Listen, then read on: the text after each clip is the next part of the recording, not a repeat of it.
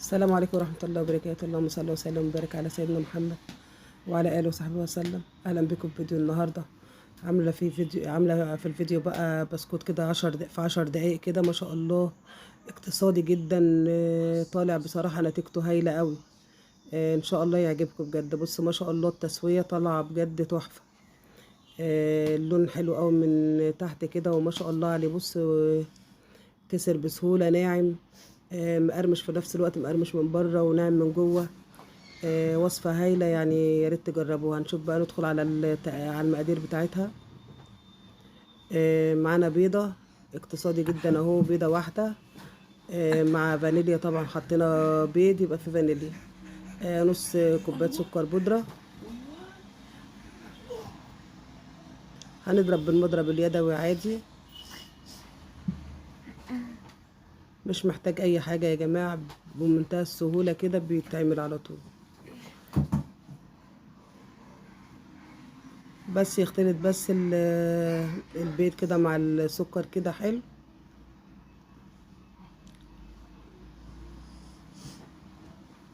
ممكن حتى لو بمعلقة تضربيه كده يتضرب والله، يعني هو مش محتاج مجهود منك خالص.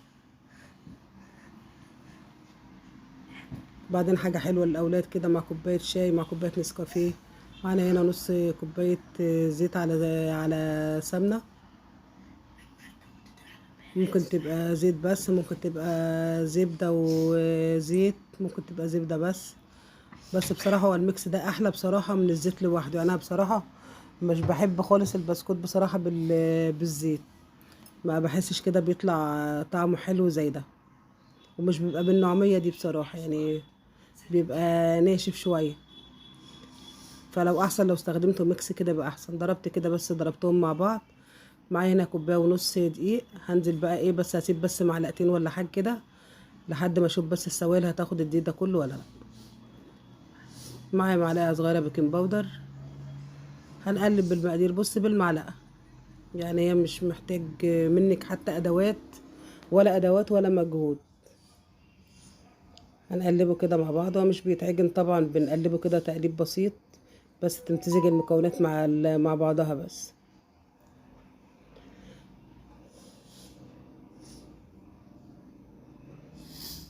حلو قوي للاولاد كده مع كوبايه شاي ولا نسكافيه، حلو قوي. بس كده احتاجت مني العجينه، احتاجت باقي الدقيق حطيتهم.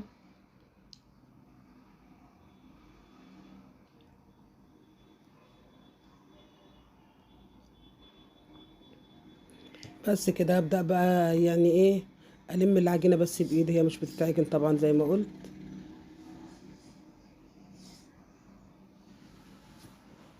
مجرد بس نلم الدقيق بس مع بقيه المكونات كده وخلاص. العجينه حلوه جدا ما شاء الله، تحفه.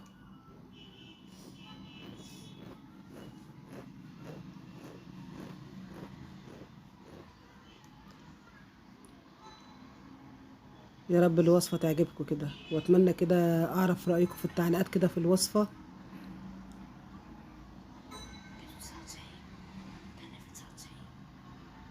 ما شاء الله كده. جربت انا كده حته صغيره كده، لا هي حلوه كده مظبوطه، مش هقش ولا اي حاجه.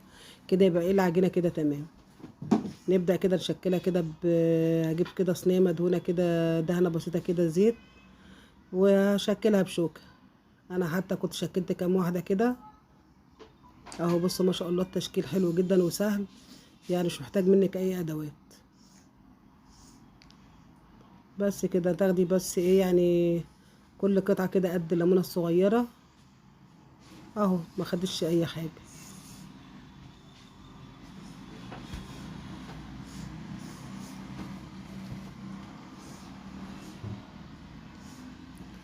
لو وصلت لحد هنا كده يا ريت تحط لايك للفيديو كده ولو مش مشتركة في القناة يا ريت تشتركوا.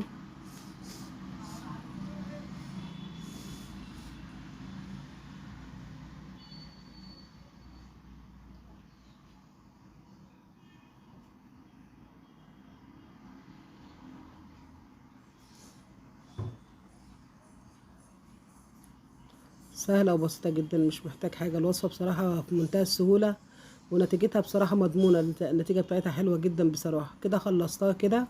هدخلها في الفرن كده على 180 على الرف الوسطاني. ما خدت ربع ساعة او 10 دقايق كمان.